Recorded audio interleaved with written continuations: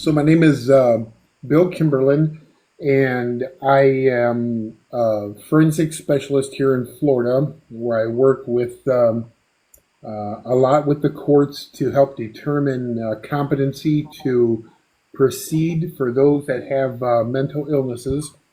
I have a bachelor's degree in criminal justice and sociology.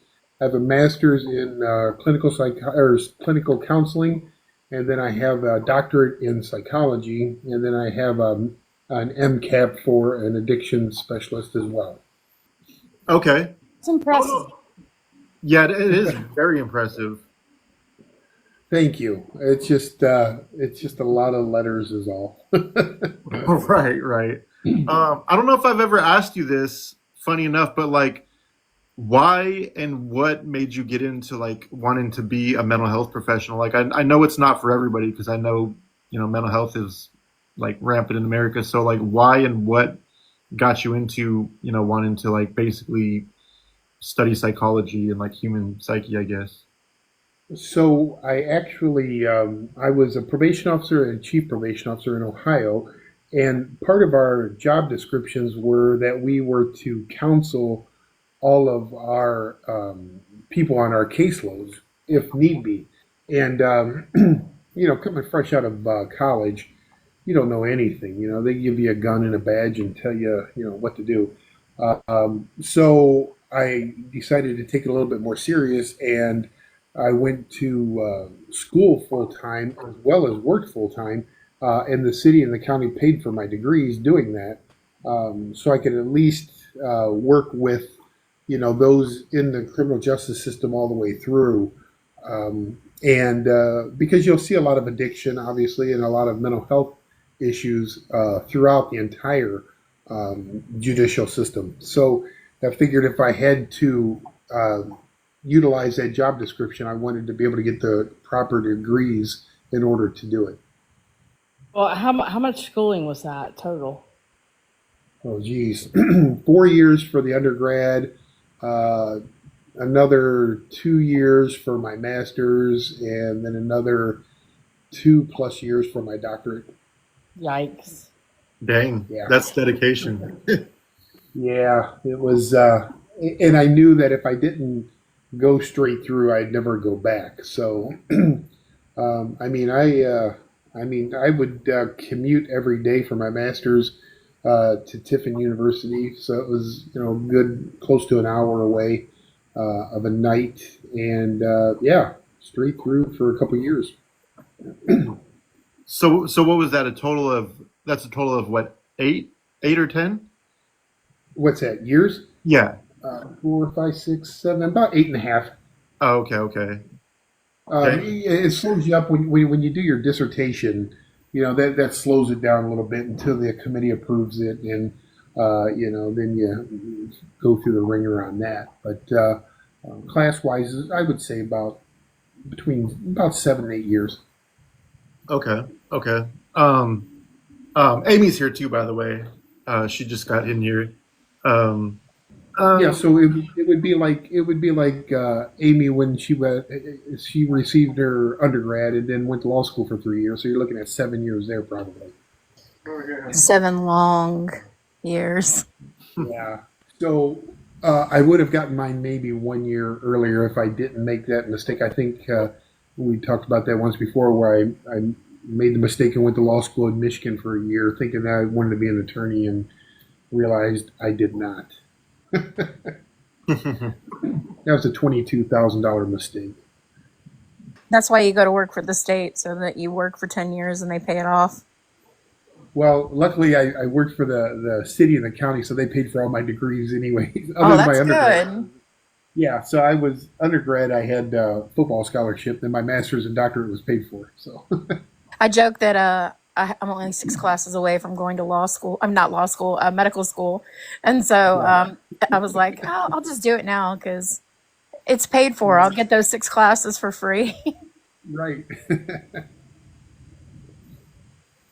so today, since it's Men's Mental Health Month, I wanted to talk about mental health specifically, with men, and to basically start us out, so the like the fallacy, like, men don't cry, like, suck it up type of thing. Like, I feel like mental health is pretty bad, like in when it comes to men, right? Because we're taught from such a young age, like, don't cry, stiffen up that upper lip, whatever. Like, why do you think why do you think that is, other than the fact, like, people are just ignorant and like, just feel like men should be men? Do you think there's like some type of like stigma that goes along with like men and mental health, or do you think, like what's your honest opinion on that?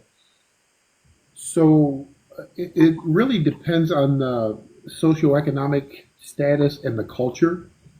Um, a lot of people don't realize that based on the ethnicity and culture wise, it's frowned upon, whether it's mental health counseling or substance abuse. You see that a lot in the minority communities, where and I've been in court literally with them, where the families will talk them into doing time instead of taking a diversion sentence or a downward departure or anything like that, in order to within that community. So there's a lot needs to be done educational wise, to bring people up to speed on the real issues of mental health and substance abuse, because they usually go hand in hand in getting people involved in it more. What do you think are some things that can get people involved in it more, like, other than obviously like therapy and whatnot, like as like family members or friends, like, what do you think people can do to like support somebody, but not in the sense like financially, or like just I guess just like what, being there? Or do you think there's like any resources or tools people can use that would be like not common sense, or common sense that we wouldn't really think about? Yeah, the sad part is that the majority of the resources that are out there to help individuals receive mental health and substance abuse therapy, counseling, medications, MATs, and things of that nature is, um, if you're not involved in the criminal justice system, then you're not privy to those types of benefits. So that itself creates a problem where somebody that doesn't have a criminal record or isn't involved in the criminal justice system, it's a little bit more difficult for them to um, seek out the proper treatment, especially if it's residential for 3, 6, 12 months, and to address the co-occurring issues and things of that nature, because of the costs involved, the time away from work and things like that. Where if you are sentenced there, to our agency or other agencies, that alleviates that choice. Other than you could go to prison instead. But all of our services are really picked up by the state at any given time, as long as they are involved in the criminal justice system, and then that's the downside of it. So are you good with stats when it comes to like juveniles and males, when it comes to like mental health, and in regard to like, for instance, like, how many juveniles before they turn 18 do you know are like either diagnosed with a mental illness, or are more than likely to be diagnosed with a mental illness or mental illnesses? So I only deal with adults. I have a few juveniles on my caseload right now that I allow to see me for therapy because they're being charged as adults. So everybody I see on my caseload is considered incompetent to proceed until they are deemed competent, and then or their juvenile mental health and substance abuse is pretty rampant as well. But it's very difficult to get them diagnosed because the schools are pretty backed up with everything that they have going on. Parents are very resistant to having their kids labeled with a diagnosis. Again, based on a lot of the culture, a lot of the communities. So it's one of those issues that goes uh, unaddressed until law enforcement steps in because of something that they have done, whether they are Baker acted or Marchman Act or anything like that here in the state of Florida. And at that point, then the criminal justice system steps in, the courts will step in, and then the treatment is there. But sometimes the the more severe mental illnesses of schizophrenia, where that typically doesn't hit until about the age of 19 to 26, and a lot of times they're in college at that time, uh, and because it strikes like lightning, it comes out of nowhere, and there's that population that a third of the population will have that psychotic episode and then not have any others based on the medications. Other ones will be able to live a very accept that medication and it works wonders for them. And then the other third of that population, no matter what you do, they're always going to be non-restorable. Their functioning in society is very limited because the drugs just do not work on them. The drugs just do not work on them. So you mentioned the Baker Act a few minutes ago. Funny enough, and embarrassingly enough, I didn't really know what that was until like last year because in Tennessee, there's an act called the Sergeant Daniel Baker Act, right? And that's because of the Stephen Wiggins case. He had unalived a police officer, and they passed an act. Basically, if you're in the commission of a the death penalty, you have no appeals, and you're basically out of appeals. So that's when I learned about the Baker Act outside of the Sergeant Daniel Baker Act. So can you explain By the what way, the Baker Act Andrew, exactly is? Andrew, it doesn't take away your appeals. It just changes the way they go. In Tennessee? Yeah. Uh, And and I'm assuming that every state's different. So a Baker Act here in Florida is totally different. A Baker Act here in Florida would be somebody that is um, having some type of a psychotic episode, or they admit to wanting to harm themselves or others. And at that point, a licensed counselor or psychologist, an ARNP, can have them um, involuntarily committed for 72 hours. More often than not, they will voluntarily commit themselves to one of our local hospitals. The Baker Act here is, I mean, we have people that have had 20 and 30 Baker Acts. When they feel suicidal or homicidal, they will call this, non-emergency number sometimes, and the police will take them to the hospital, not to the jail. Then the Marchman Act is when somebody is harming themselves with substances, whether it is opiates or methamphetamines or alcohol or anything like that, where it becomes so out of control that they have the risk of overdosing, and then the family members can have them committed or taken to somebody that, like myself, has an MCAP. We assess them and place them in. is that like a nationwide thing, or is that like a state by state basis? I believe that's state by state, only because there are some states that they don't even really recognize a whole lot of competency. Like we have a lot of, in hundreds just in our county alone at any given time in our court system that's going through, competency issues to see if they are competent to move forward with their defense. And then we have 4 state hospitals that we will send them to, um, and they will be reevaluated, placed on medications if need be, sent back to the jail if they're found to be, totally competent with or without medications, and then they proceed to the trial. So that slows up the entire judicial process for, upwards of close to a year. If they are found non-restorable after 3 years, then the case is dismissed. Difficult mental illness to either diagnose or work with somebody that's been diagnosed with that has that.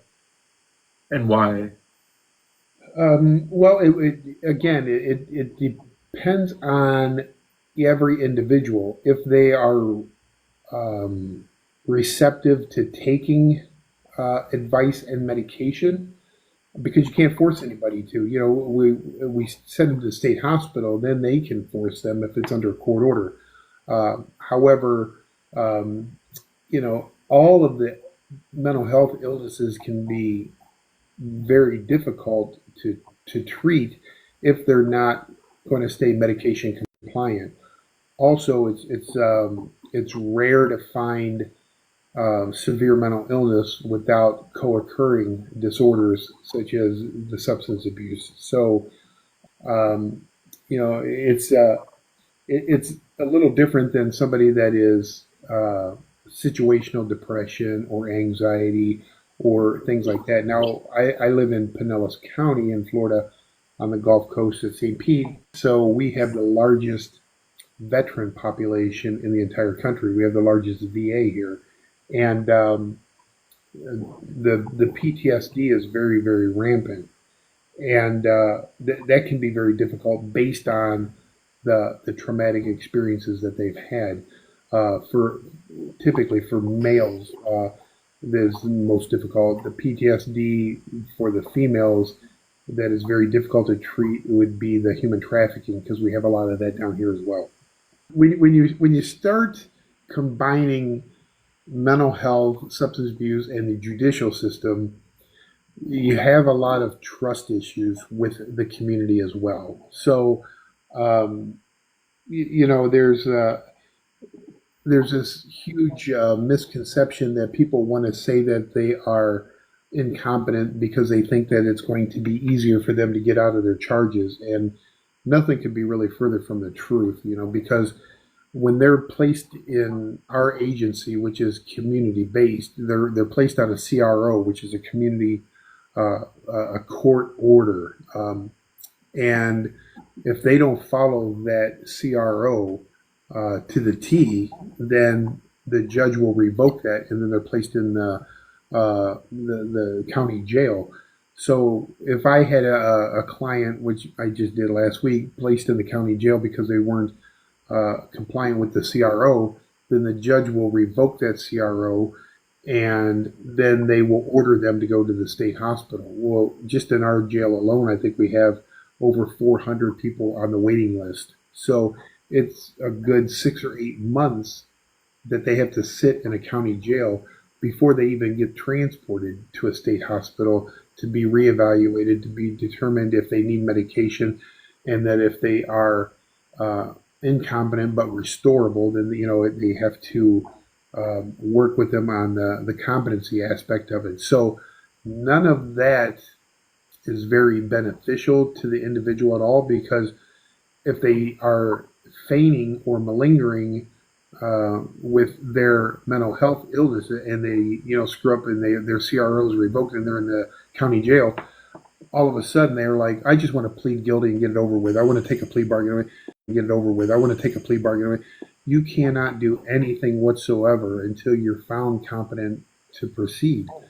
So your attorney cannot order, or even advise them of a plea bargain because they are not competent at that point to understand, even though they could very well be, but we have to have that evaluation done by the state then. Comes down to it being a contract with the state.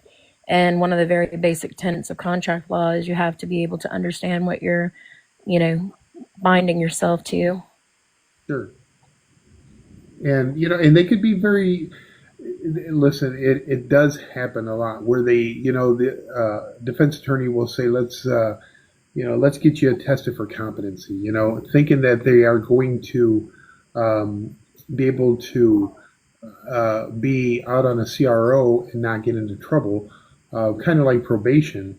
And then as soon as they violate that CRO and they're placed in the custody of the Pinellas County Jail, then the attorney's hands are tied because that person is considered incompetent to sign or do anything until the state says they're competent to proceed. And that could take a year. So based on your like caseload and experience, right? How many cases actually are successful when it comes to like NGRI rather than just like pleading insanity just to like avoid like a lengthy sentence or capital punishment or something like that? Like do you deal with cases like that or have you in the past? Sure. So, and Amy would probably be able to answer this better when it comes to the NGRIs and the insanity, because insanity is a legal definition. It has nothing to do with mental system. That's just a term. For us, it's determining whether they are competent to proceed, meaning that they have to be able to assist in their defense all the way through, and that's where we step in to make that determination. So once they are found to be incompetent and non-restorable, then the attorney would be able to enter on their behalf an NGR. So it's very complex. It's not like you see on the TV or shows where somebody just says, I'm insane. And typically, a person, if they say that they are insane, those are the ones that are not. Because a person that suffers from a severe mental illness like that, they really don't want to be labeled that. They think that they are, like I have a lot of them that are, the God complex, where they're geniuses and they have the superpowers and everything else. So it's thrown around like insanity and NGRIs and things like that. There's a lot of steps that they have to go through way before they can even get to that part. I was going to say too that I always thought that Kenneth Bianchi's case was interesting when they were looking at infants, and then they had two doctors that were kind of like in an ad litem type position.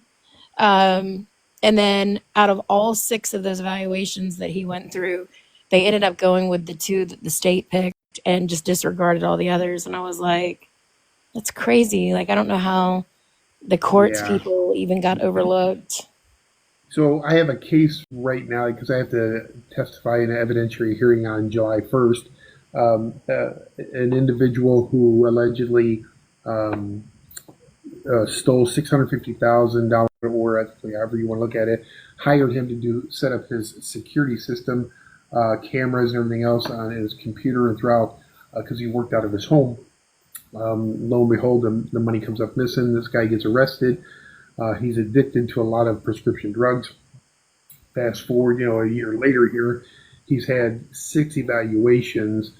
All 6 have said that he's incompetent. The 7th one was done maybe 3 weeks ago. That doctor came back and said he's incompetent and non-restorable. All of a sudden, the state raises a huge issue of, why is this one the only one that says he's non-restorable? The judge, they filed a motion to have him reevaluated.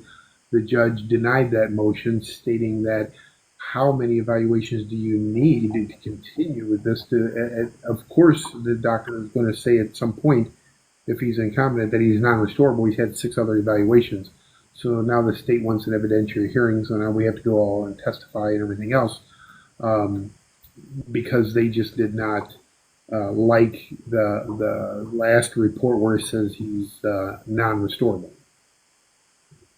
It's a very difficult, complex system to navigate once you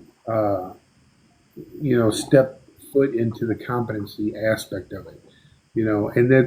And I think that's where a lot of people get the NGRIs and the insanities all confused, because of that being legal definitions, not mental definitions. You're not going to find the term insane in the DSM-5 at all. Those are legal definitions.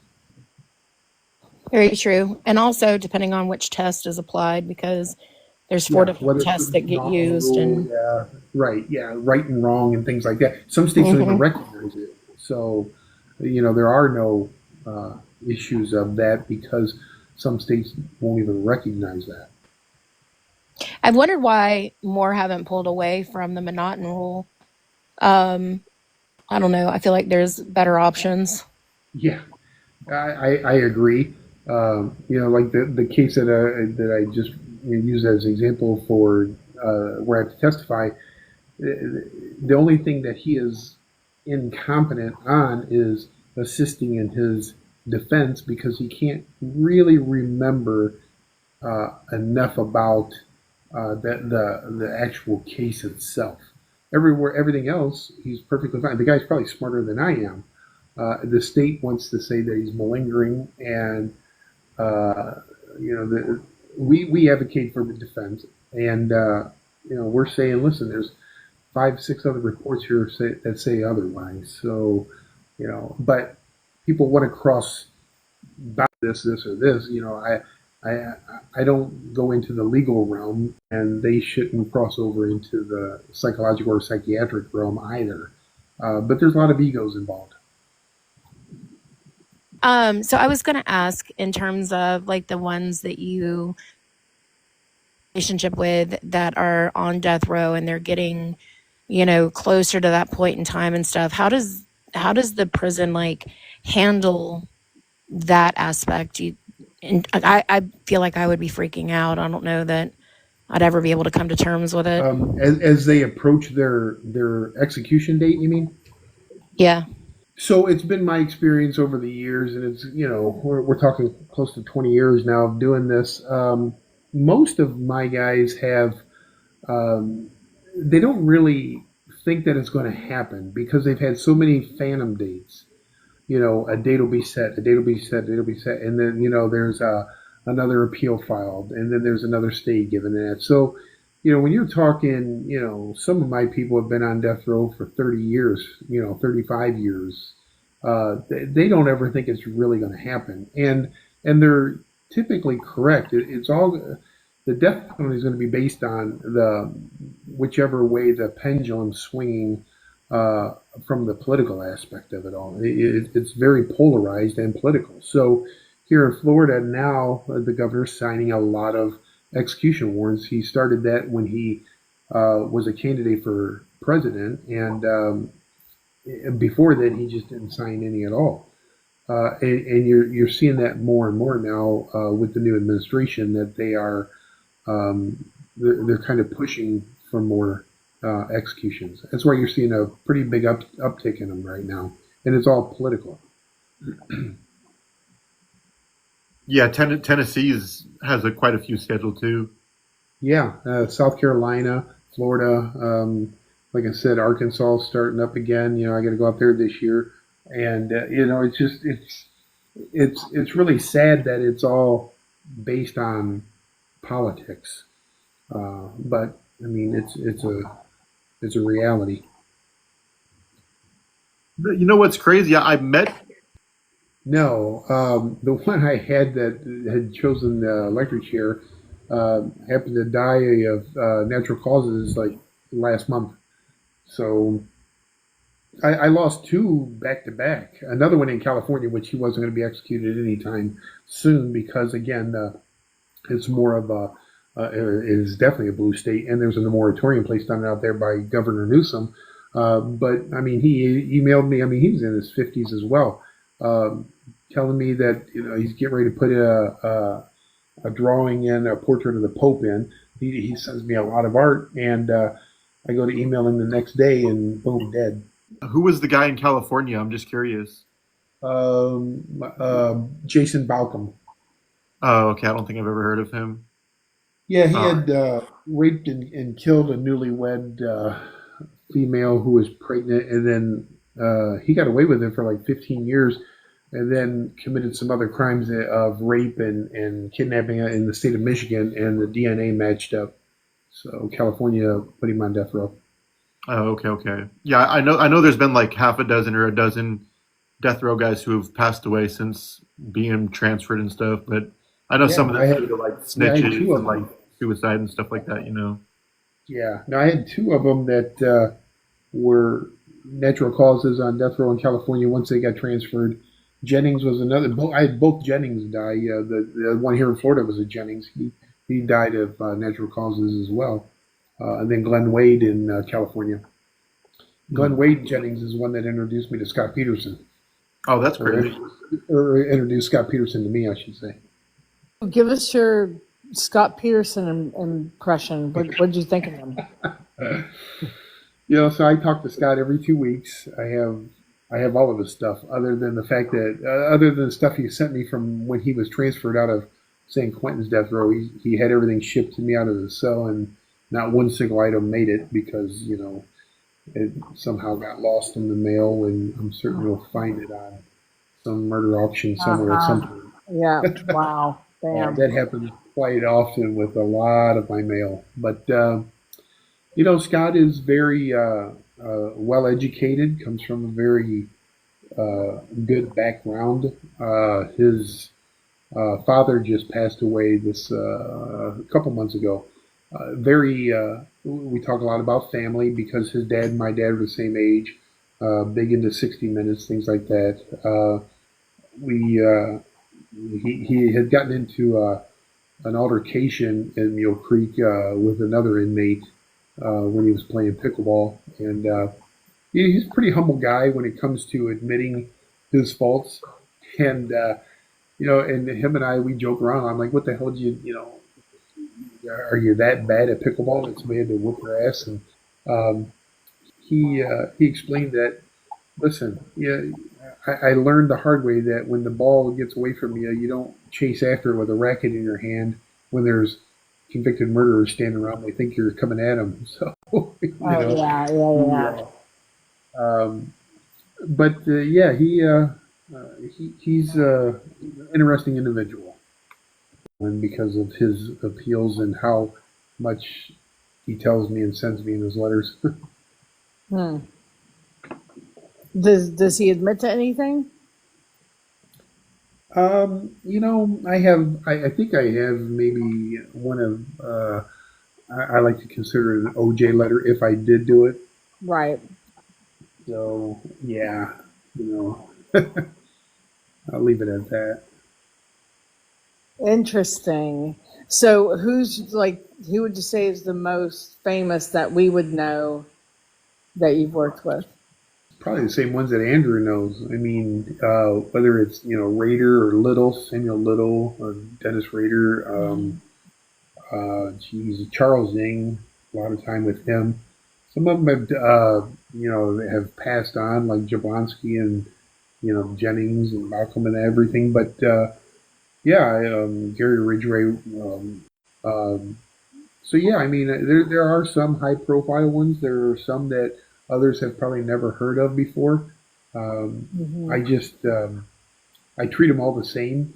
So I just never really look at the body count as much. The only ones I focus on body count wise are the ones that I've been working with, where they've confessed other murders to me. And, I have maps of the body. So that's what we've been filming over the last year and things like that. So. Well, who was your, and I use this, and like we talk about this, like who's your favorite one? Even though it sounds weird and gross, but I get that a lot. The one I like to talk to the most is Scott, only because he's very well educated and can carry on a conversation and has a very good sense of humor. He is pretty grounded in the sense that he doesn't get his hopes up too much, but he'll let me know when certain items are up for testing for DNA and everything like that. The last brief that they filed was 465 pages. Wow. In that brief with some further exculpatory evidence and things like that. So it's just a very unique and interesting case because you have people that want to see him hung from the highest tree, and other ones think that he's completely innocent. So it's either black and white with so many people. Yeah, on opposite. What does he talk to Amber Fry, or does he talk about Amber? He does not talk to her, and I got him to open up with me on that one a little bit because I just said, hey, word on the street is that you and Amber still talk, and he went off. No, he does not. He does not talk to her since the time he was arrested and wants nothing to do with her. Really? Yeah. Interesting. Okay, and does he talk about Lacey and Connor? Sure. Yes. Yes. His hardest holiday for him, he says, is Mother's Day. So, That's interesting. Yeah. yeah. And does his family get to see him? Yes. Very, very close family. It's an interesting family in a sense that they're not all biological related and Right. things like that. Right. And his sister-in-law is the one that is always spearheading his appeals and defense and things like that. She Yes. actually Yes. she went to law school to To help assist. him. Yeah. Yes. Yeah. So there's right now, if you throw everything on the table, of course, it looks like there's a lot of reasonable doubt where people could say he was not guilty. I always err on the side of the courts. That's why I don't pretend to be a Monday night quarterback attorney or anything like that. I like to see the process play out the way that it should, and everybody will sit there and say, "Well, they got this evidence," they got that, and the rules of evidence are different in every state, and I don't even pretend to understand them all. Amy would be much better person to ask those type of questions with. And again, the state never wants to admit that they're wrong, especially when they have a guilty verdict. I think my biggest issue with that entire trial were a couple of the jurors that were selected. I did not care for their statements afterwards and finding out their backgrounds and things like that. But Yeah. that's Mark Garagos was paid and paid well to pick a good jury, and he seated them just like the state did. So So I feel like with him, the one thing that I can't forget is that when he called 911, he told them he was golfing. So he lied. It's like Alex Murdaugh. Like he said he wasn't in the stable, but he actually was. He lied. He was there. So Right. it's like you can say whatever else you want to, but he told them he was golfing. Right. So you don't need to lie. You don't need to lie about where you were if you don't need to lie. Sure. And I'm 100% in agreement with that. But I am also a big believer that if there is any evidence that can be tested for DNA that may or may not alleviate him from these charges or incriminate him even more, test him. Just like I you're agree. saying, I agree. just like they're saying he lied. Okay, then the police and the state should have absolutely nothing to worry about if they have a rock solid case. I agree. So let the defense test everything that they have. Why you call all of the witnesses that the LA Innocence Project is bringing up now that Garagos and that team didn't at the time or whatever, and let it play out, I guess. But I have no way to talk to him, and the least amount of questions I ask him, the more he tells me. So Yeah. I mean, and you're probably getting a totally different Scott than we got. absolutely, because you're only going to get what Dan Abrams and Nancy Grace and everybody else gives you, and it's very biased. But on the same token, everything that I'm getting from him is just as biased when I talk to other professionals like yourselves, because there's three sides to every story. There's his side, their side, and the truth, and who knows where that lies in between. So the media's going to say one thing, Scott's going to say another thing. I'm getting Scott's version. Everybody else is getting the media's version. And honestly, the attorneys are probably more privileged at the information that's out there than anybody else. So um, I'm certainly smart enough to not believe everything he says, but I would never believe anything the media says either. Yeah, yeah, I get that. I get that. But you can't say that for an excuse. You can't use ineffective counseling because he had, the best money could buy at the time. So Yeah, interesting. Interesting. So circling a little back to mental health, besides the like traditional, therapy, like going to a therapist, what in your experience, like what do you think is the most successful type of therapies? I know there's like art therapy and all sorts like different types. Like what do you think is like the most successful? And I know it's like a case basis, but like what would you sure. recommend like for somebody that's going through like mental health issues?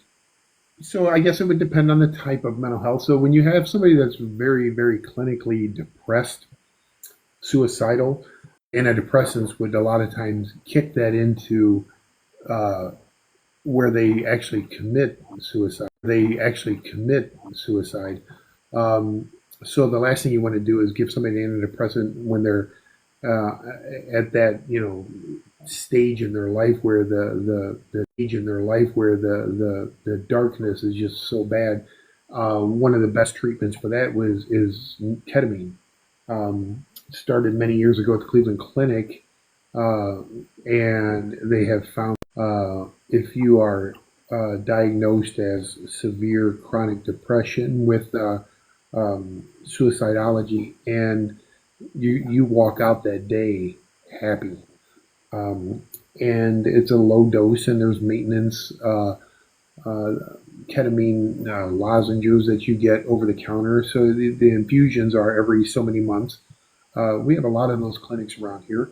Um, I've seen tremendous success with psychedelic treatments such as ayahuasca, psilocybin, peyote, under obviously direct supervision and administration of it. But the we're starting to see some really good advances when it comes to psychedelics.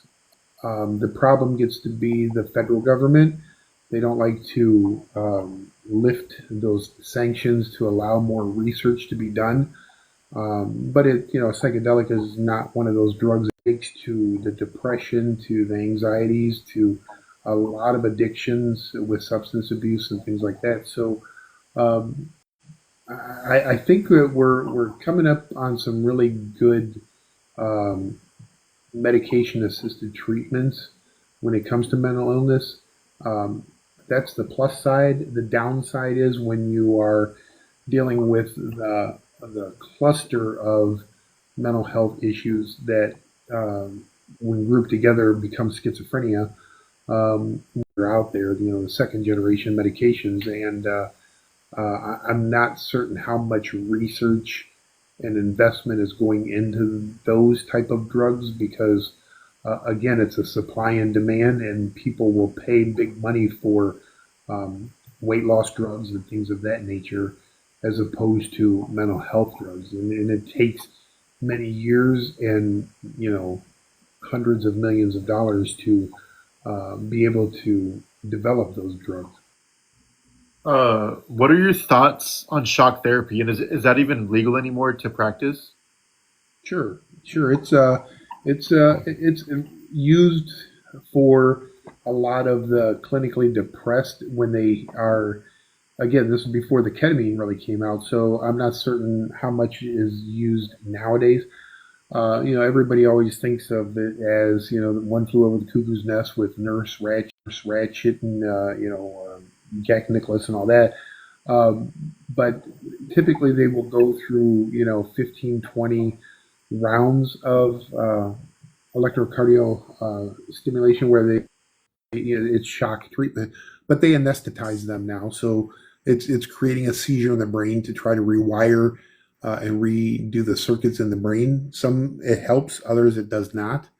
But that's a very difficult uh, treatment to get somebody to agree to because of the stigma that goes along with it and the fear of it. Does it have to be agreed to, or can they do it involuntary nowadays? No, no, it's there's very, very, very few treatments that are administered involuntarily. So, I mean, um, if they're given anything basically against their wishes because they are in a state hospital court ordered, it's going to be an injection form like the Invectas and things like that, where it's different medications to try to alleviate a lot of um, the positive and the negative symptoms of hallucinations, delusions, the voices.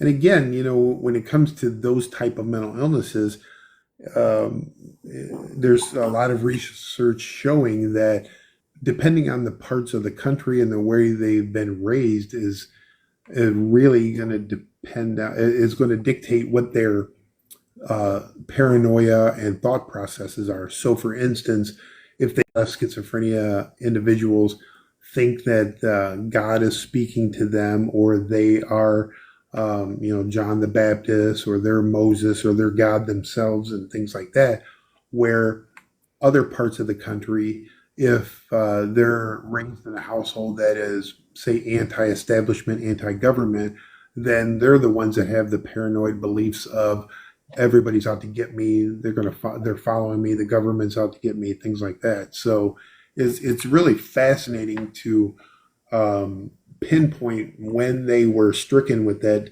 disorder and the type of paranoia, delusions, and hallucinations that they suffer from. Speaking of schizophrenia, are you familiar with Joshua Rudiger, Not right offhand, no. the vampire slasher? After we're Oh done, yeah, I'll send you an interview that I did with, actually a few interviews I did with him. yeah.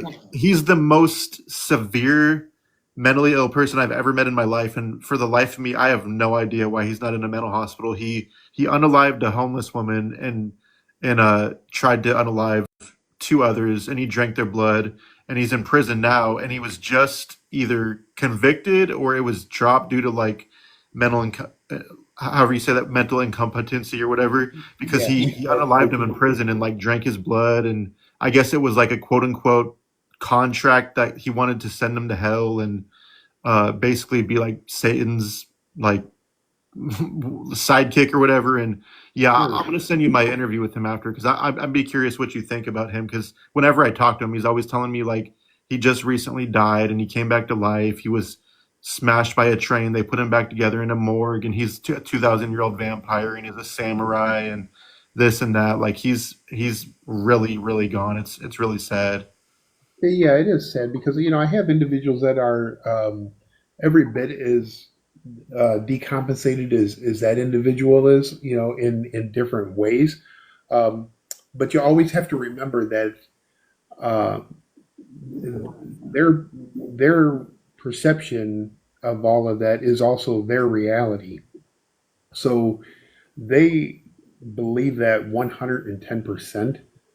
And it's hard for somebody that doesn't have that mental illness to grasp their thoughts because it's so far fetched from us because we don't have those delusions, hallucinations, paranoia, things of that nature.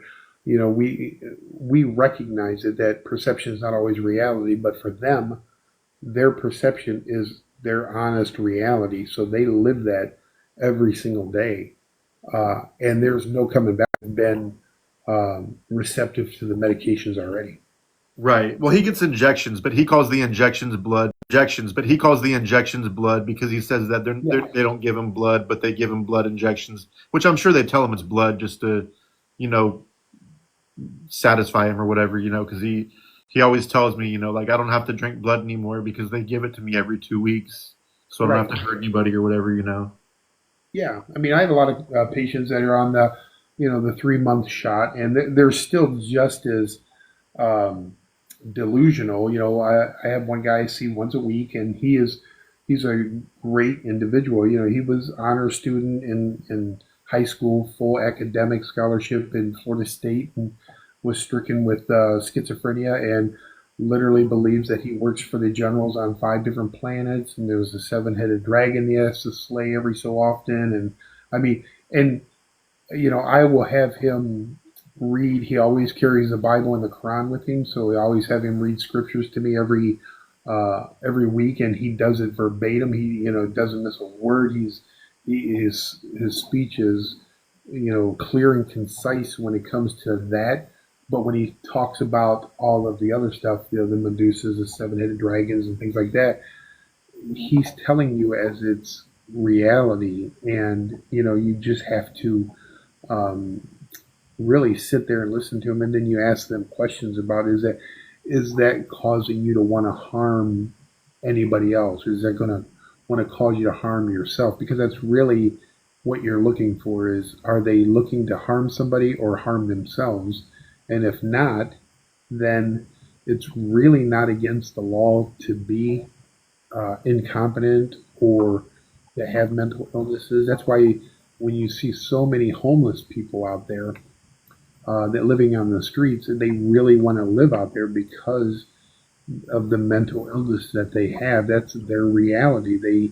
They can't comprehend anything different, uh, and it's sad. It's a very sad um, state of affairs when you look at somewhere like Skid Row, and the majority of them are mental health related, where the hospitals from UCLA and all over will dump the patients there when they have no insurance, and that's the only place for them is Skid Row. Right. Yeah. Yeah. That's actually where Josh was. He was on Skid Row. They called him the Skid Row slasher, among other names. And he's told the Sure. stories of Skid Row, which I don't know if they're true or not, because he's so far gone. I don't know if what he was telling me was true or not true. And he claims he has like Well, 5 other victims out there, and he drank blood every night. And but who knows? right. I mean, Skid Row is a different society. We would not be welcome there at all, and people don't want to be recognized on Skid Row. Most people, yeah, when it first came about, it was mostly for those that were alcoholic, abusing alcohol really bad, and then it became more drug infested. But then mental illness took over when a lot of the hospitals shut down, the so-called insane asylums, and it was no longer permitted to hold people like that. So they started living on the streets, and I see that here every day in St. Pete. We have a lot of homeless that are very, very stricken with mental illness. But again, that's not being homeless. Again, may be against the law in some areas, but mentally ill is not, incompetent is not, and certainly being an addict is not. So, what do you do with these individuals then? Yeah, that's the $1 million question. Unfortunately, nobody has the answer. I mean, I think the answer is money, but unfortunately, state or government doesn't want to quote unquote waste money on throwaways, as they call them, which is Right. very Trespassing, criminal mischief, or whatever, and then they warehouse them in the jail. right, right. Or it's too late to help them. You have people like Isaac Zamora or like Richard Chase or people that just go out and unalive a lot of people, and then they always tell me in prison like I can never get mental health treatment in the free world, but as soon as I committed all these crimes and took all these lives, like they were there to help me, but it's too late. Like they can get help the rest of their life, but they'll never be a free man or woman. Sure. And I think the strongest message to send a lot of people out there in the general population of society is that the percentages of people with schizophrenia or major mental illnesses are not violent at all. They're just not. Um, Now, when you see the school shooters and mass murderers and things like that, and you find out that they were depressed or they were bullied and things like that, and people want to label that as mental illness, that's a little bit different. But typically, somebody that is mentally ill, even with schizophrenia, they're really not a threat to other people on the outside. Yes, isn't it like they're not really a threat unless I don't know what, like you come off like what, aggressive, or just I find that like a lot of people that don't understand schizophrenia are the ones that are afraid of them or feel like they're gonna hurt them or whatever. But I've gone to Seattle so much, and I've seen so many mentally ill people. Like I've given food to a lot of them. I've spoke to a lot of them, and like they're the kindest people ever. Are just misunderstood. Like, because there's one guy. It's sad, in Seattle. He has schizophrenia by the baseball field. People will literally pay him pennies to dance and like record him, and it's like it just breaks my heart when when I see him on like my FYP on TikTok and stuff. It's just, some people just treat them like they're like sideshow freaks. It's sad. Yeah, it is. It's very sad, and you approach them like you would anyone else. It's just when you're in the bigger cities, Chicago areas and things like that, or even down here, St. Pete, and you're at a bus stop or a corner or whatever like that, and somebody's coming up to you barking like a dog, and of course your instincts kick in, like, oh my God, this guy wants to kill me, and it's nothing like that at all. They're just they're having some type of a psychotic episode based on their mental illness, and when you go to approach other ones, it's they have probably been abused in so many different ways that their defense mechanisms kick in as well. So it's just really sad when you see so much mental illness that's out there. Right, right. Speaking of schizophrenia, one time I was diagnosed with bipolar disorder after two 20-minute video sessions with a psychiatrist, and he prescribed me Seroquel. And after 2 days of taking it, I started hearing people, that weren't there. And like I was going for a walk with my sister, and Mushmouth from Fat Albert, I couldn't talk. I was trying to talk, and I was just like, he should have never done that, let alone diagnose me over video. Like, looking back now, I'm like, why did I even go to that guy?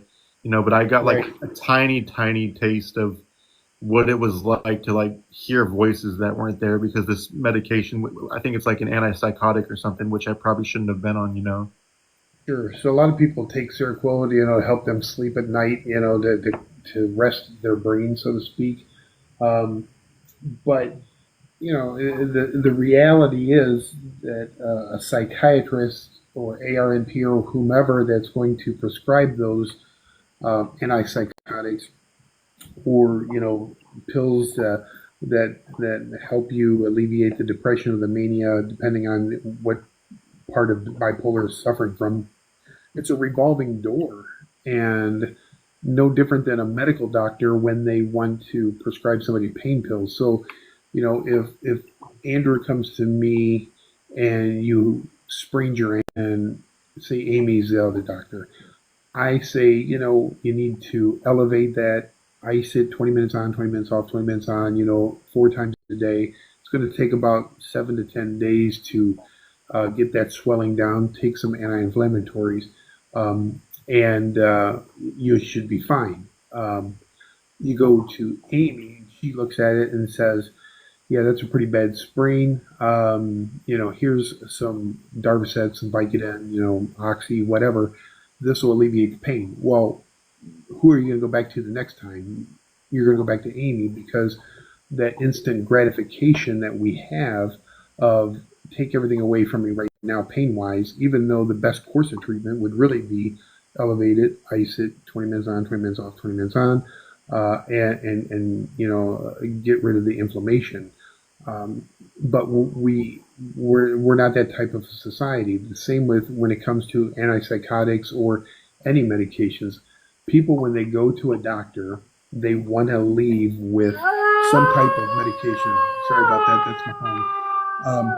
They want to have some medication. You'll see people going all the time for a viral infection, the flu or whatever, and they leave with a Z-Pack, and they take that for 5 days, and they swear that makes them feel better. Well, it's done absolutely no good for them, because antibiotic is not going to help. But what does help is their mindset of thinking, okay, I left with some type of a diagnosis and medication. So Dr. Bill is the guy to go back to, not the other guy who's more holistic in the sense of, let it run its course, get some rest, drink plenty of fluids, and you'll get through this. So it's the same with psychiatrists as well. They have to have a lot of patients to come through their door and everything else. So it's sad but true. Right, right. Yeah, it's yeah. I feel like there should be like a minimum of like 5, 10 sessions before prescribing somebody something. Because like when I was prescribed that, I was like, okay, cool, this is gonna fix me overnight. Then I started hearing those voices, and I'm like, what the hell, Like they weren't like like bad or anything. It was just like basically people like talking to each other, and I was like, like what the hell? This is the most randomest thing. Like I Yeah. like nobody would ever believe me, Like it was just the most random thing.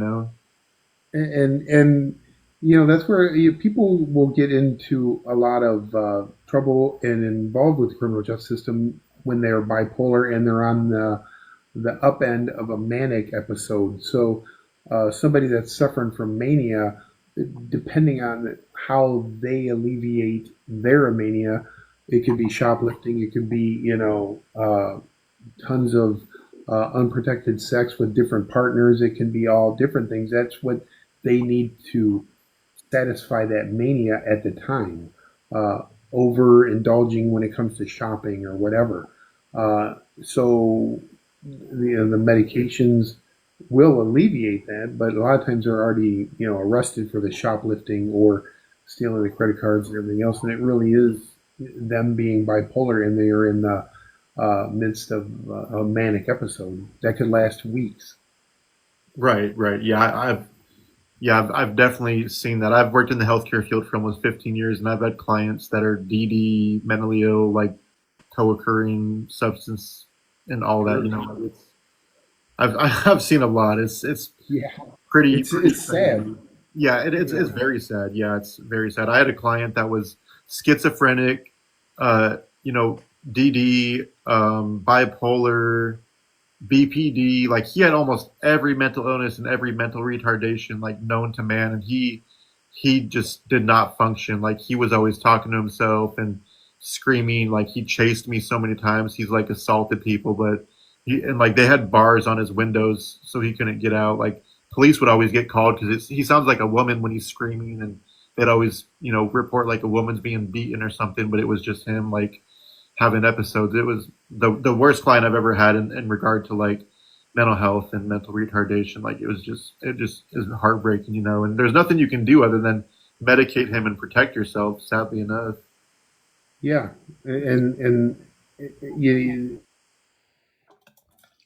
and you see how bad it is, and you feel bad for him. Imagine how the siblings or the parents felt, when they've lost a child because it's a living person that they've really lost.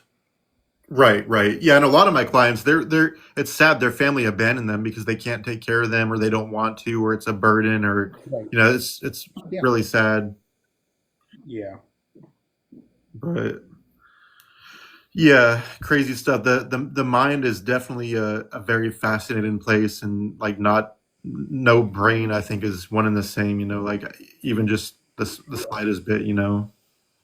It's definitely the most complex organ in our system, and coming from somebody like myself who's had two brain surgeries over my lifetime, I can say with 100% certainty that whoever studies neurology, neuroscience, and neurosurgeons, they definitely have a gift. Oh yeah, yeah, definitely. Yeah, I'm sure they're very patient and very, because you got to be to drill into somebody's brain or something. I couldn't do that. I'd be squeamish at the very sight of it. Let alone I'd be like, am I gonna, like hurt this person, or are they not gonna come back? Like I'd be Right. terrified.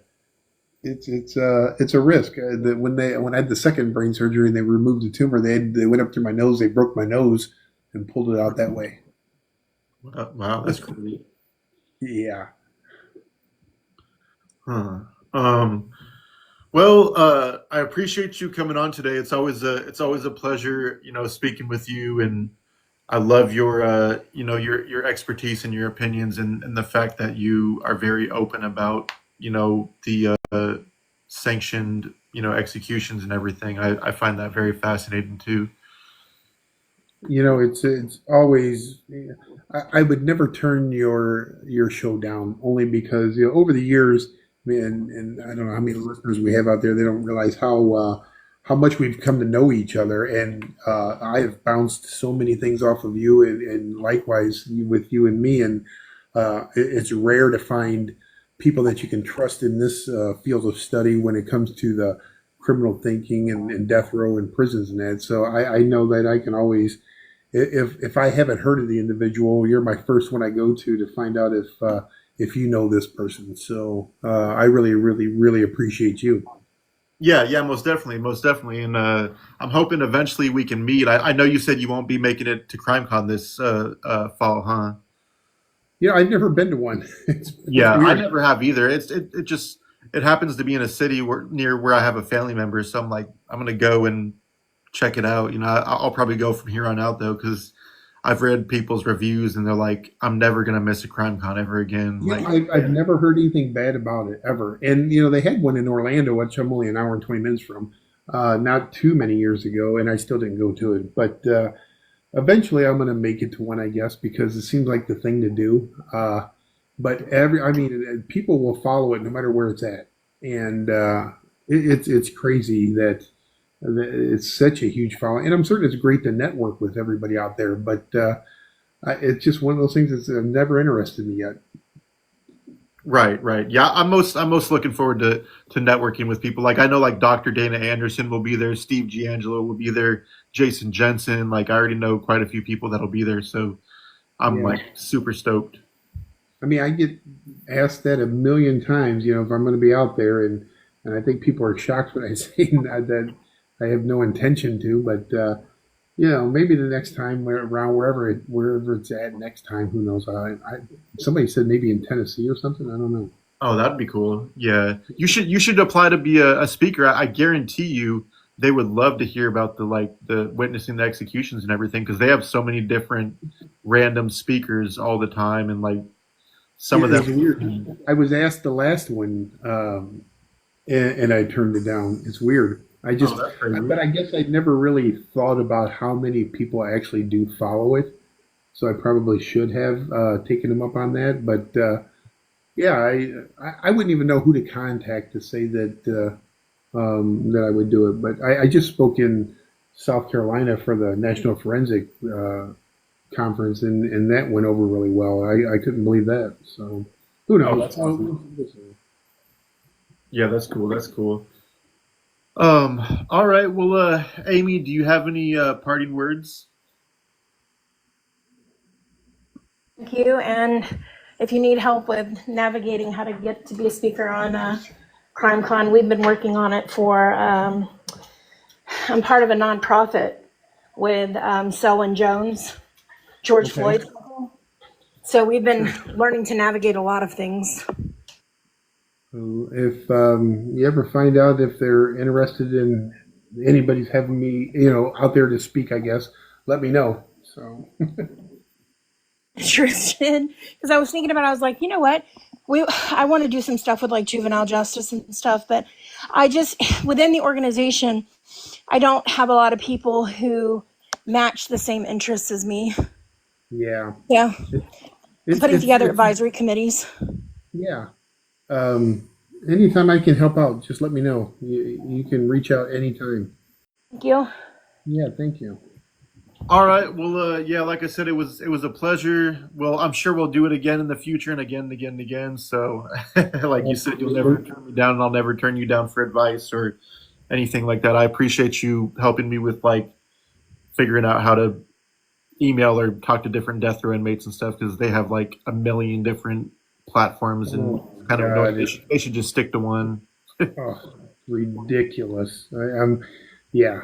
Um, yeah, don't get me started on those. I get so ticked, uh, especially when they censor mine and everything else because I've used the wrong word or whatever. But Oh yeah, yeah, I just had that happen a few weeks ago, and I was like, I didn't say anything gang related, and it came up as gang related. And like, what the heck? I know.